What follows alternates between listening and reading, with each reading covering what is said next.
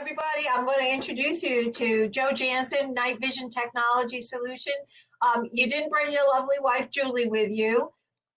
No, they sent the B team in today. So, but Joe has been doing a phenomenal job with his company and with his exports, and he's a pleasure to work with. We did not pay him to give any, testimonials or compliments today. We just really want him to share his experiences, and feel free to ask him questions. How he's done it and been so successful. So, Joe, turn it over to you. Okay. Well, thank you, Lynn, and everybody, Chafee and Keith, who basically worked to get a glove. To begin with, these programs and Rhode Island Commerce, Chafee's runs, and U.S. Commercial Service. Keith is our main contact. We're relative last few years of using Allen's resources and U.S. Commercial Service resources. And I have to say that it's been invaluable to our business overall over the past, again, 2.5, 3 years. Without it, I don't think we would have made any penetration into some of the existing markets we would have had, and matured our export ability quite a bit. Because we're in Rhode Island, I mean, we're a small state. Everyone knows each other, and they all work hand in hand. So if one division, whether it's Rhode Island Commerce or Commercial Services, doesn't handle it, they'll find the resource for you, whether it's inside or outside their division. So I mean, it's really good to know you have a backup team, and to kind of, you don't have to stumble through it. But that said, a lot of the resources that were discussed, we took advantage of. I mean, I don't know if we've tapped into all of them, but we've tapped into as many as we could possibly, have a funnel to be able to process. It started with the trade missions initially, one that was organized through Rhode Island Commerce, which was to the UAE. Our company has been to the Middle East in the past, but not to UAE. So it gave us a really great opportunity to get into this market and meet with potential customers. We had customers in Dubai and Abu Dhabi. I think I saw within 2.5 days, like 13 customers with an independent matchmaking team that was setting up appointments based on our prior criteria. I mean, for us to do that would have been impossible. So to meet that many customers that were surgically filtered down to the specific business we were in, provide those marketing efforts, having teams, and that's covered by step program. If we needed translation services, that was there, and right down to the driver, that was organized. We paid for that, but as far as getting that put together in such a short period of time and seeing that many customers that yielded results was incredible. So we still are amazed with how that program was put together, and and also, it was a team effort with all the concerns within Rhode Island, which went quite well. We also took advantage of a Portugal IMC, which is an international market check, which was put together with Keith's team. Again, these tools, we didn't know they existed, and that gave us an idea of what customers were in the market, and we could reach out and contact them directly. And they were also vetted, which was a big deal. That's something a small business doesn't have the resources to be able to do. We took advantage of Spain's Gold Key service, which is Gold Key, so it's better.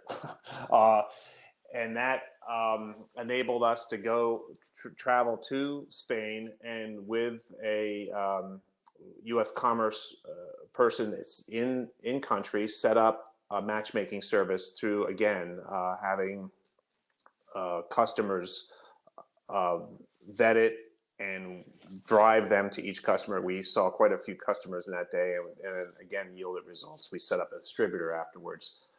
I'm going to rush through these things. I don't think I'll have enough time to get through them all, but we also participated about a year and a half ago to DSEI, which was, Chafee had mentioned earlier, which was the UK's premier defense show. We had our own booth within the Rhode Island Commerce booth. It enabled us a platform to go around and see customers in the defense industry.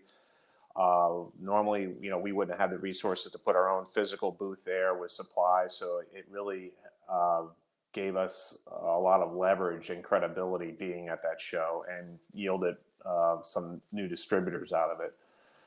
We've done a Columbia trade mission, which again was set up through Rhode Island Commerce, assisted by Linda's team with STEP, for both translation, interpreter, on scene, to website conversion to Spanish. There was a lot of assistance that was provided there that normally we couldn't have put together all at once, and that enabled us to pull a distributor and a couple of contacts that we're able to use and currently working with.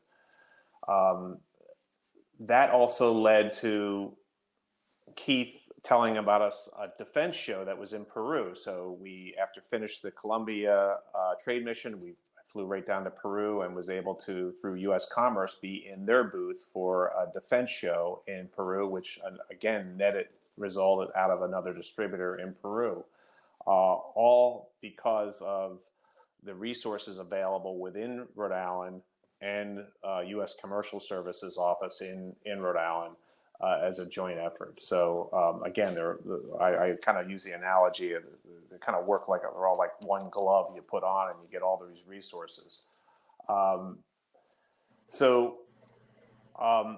Coupled with that, we've done a Mexico Gold Key service, a Canada IMC. We were introduced to a Washington Trade Americas Latin American Conference, which we attended in Washington, which had 25 U.S. diplomats that we can kind of speed date. They gave us due diligence efforts that were put together for countries, for some customers that we wanted to do backup checks on.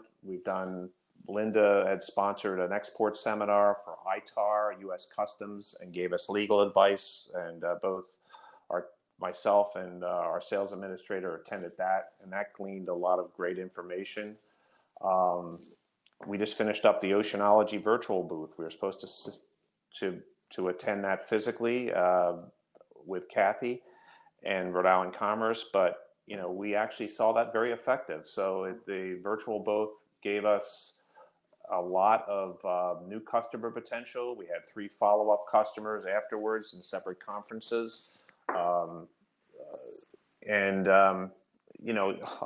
That was a reset button. We were supposed to be there physically, and with Rhode Island Commerce's efforts, we turned it into a virtual show, lined the customers up, had great conferences, and they were able to salvage it, and then that effect, it worked out very well. In addition to that, we had the state trade expansion program, which is STEP.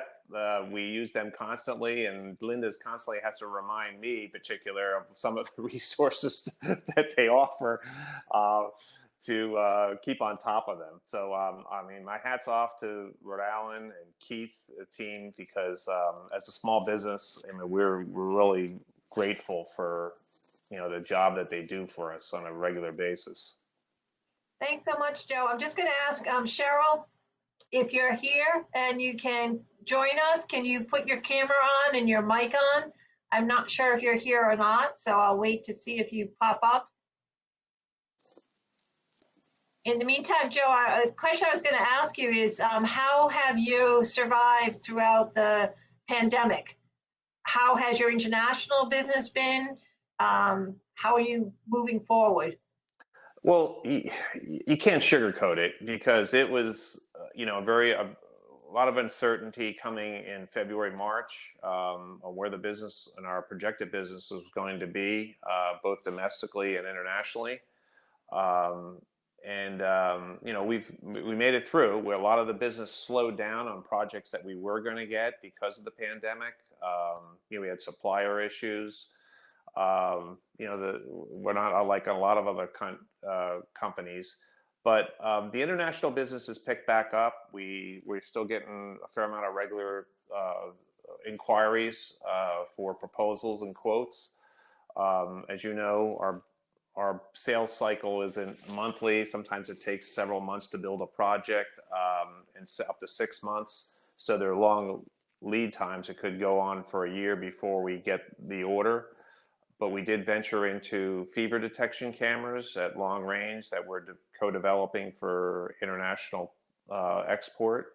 And also we did have an international sale this year for the offshore wind industry, which as being headquartered here in Rhode Island, Orsted's team, we gleaned a fairly decent order for offshore cameras to support the offshore wind industry, and that's turned into some additional possibilities for future cameras for marine mammal technology, which was a new entree for us that just basically started this year.